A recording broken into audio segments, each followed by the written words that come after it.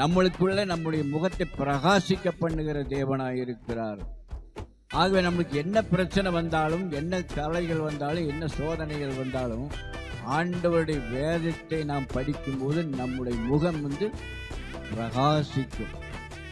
கர்த்தருடைய வெளிச்சம் அங்க இருக்குது, வேத வசனத்தில் அங்க இருக்குது.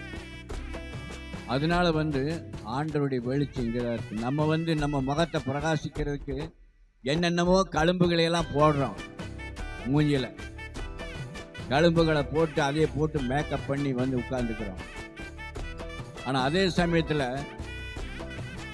அதெல்லாம் சீக்கிரம் தண்ணி போட்டு கழுவுனா போயிடும். ஆனா இது அப்படி இல்லை.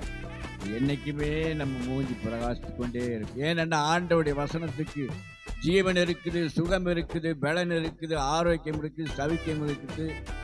அவருடைய வெளிச்சம் நம்முடைய முகத்தில் பிரகாசிக்கும் போது நம்முடைய முகம் அப்படியே பிரகாசிக்கும்.